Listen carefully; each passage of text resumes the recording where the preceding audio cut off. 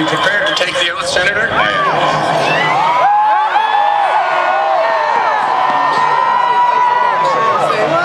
I swear.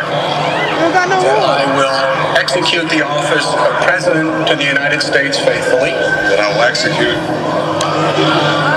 Faithfully the office of President of the United States. President of the United States faithfully. And will, to the best of my ability, preserve, protect, and defend the Constitution of the United States. Preserve, protect, and defend the Constitution of the United States. So help you God. So help me God. Congratulations, Mr. President.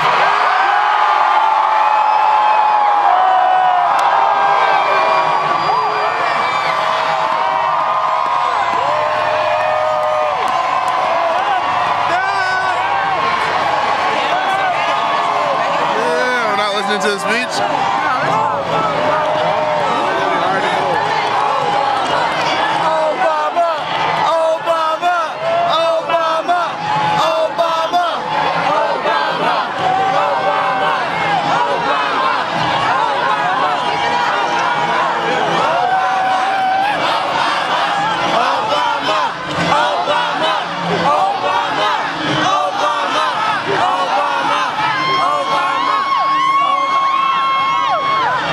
I stand here today humbled by the task before us, grateful for the trust you've bestowed, mindful of the sacrifices borne by our ancestors. I thank President Bush for his service to our nation.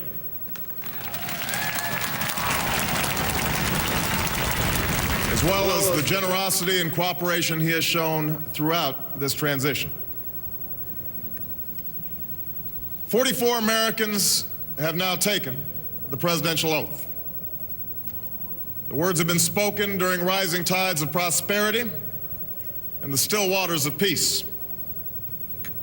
Yet, every so often, the oath is taken amidst gathering clouds and raging storms. At these moments, America has carried on not simply because of the skill or vision of those in high office, but because we, the people, have remained faithful to the ideals of our forebears and true to our founding documents.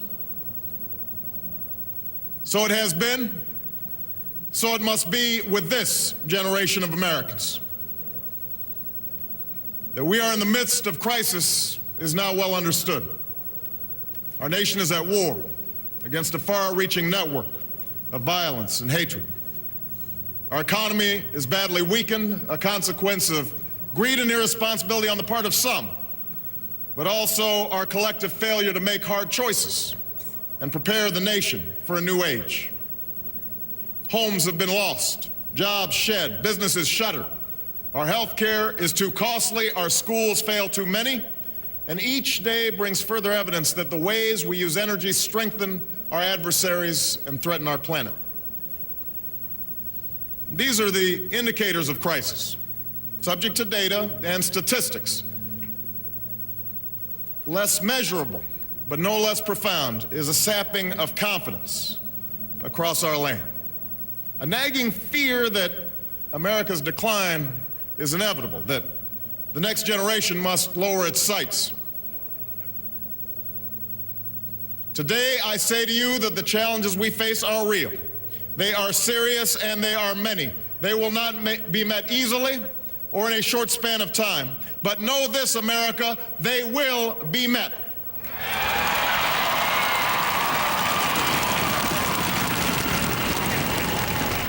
On this day, we gather because we have chosen hope over fear, unity of purpose over conflict and discord.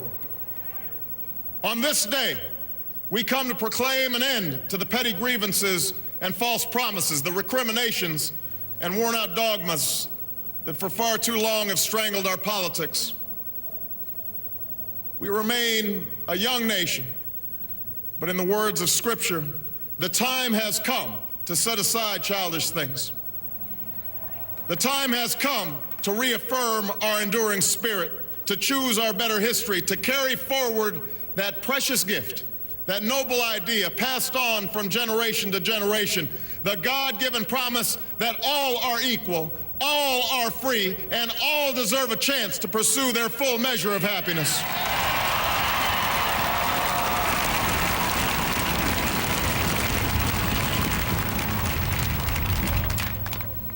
In reaffirming the greatness of our nation, we understand that greatness is never a given. It must be earned. Our journey has never been one of shortcuts or settling for less. It has not been the path for the faint-hearted, for those who prefer leisure over work or seek only the pleasures of riches and fame.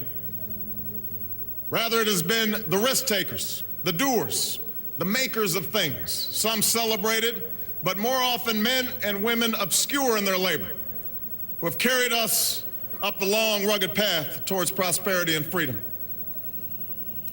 For us, they packed up their few worldly possessions and traveled across oceans in search of a new life. For us, they toiled in sweatshops and settled the West, endured the lash of the whip, and plowed the hard earth. For us, they fought and died in places like Concord and Gettysburg, Normandy, and Khe Sanh. Time and again, these men and women struggled and sacrificed and worked till their hands were raw so that we might live a better life. They saw America as bigger than the sum of our individual ambitions, greater than all the differences of birth or wealth or faction.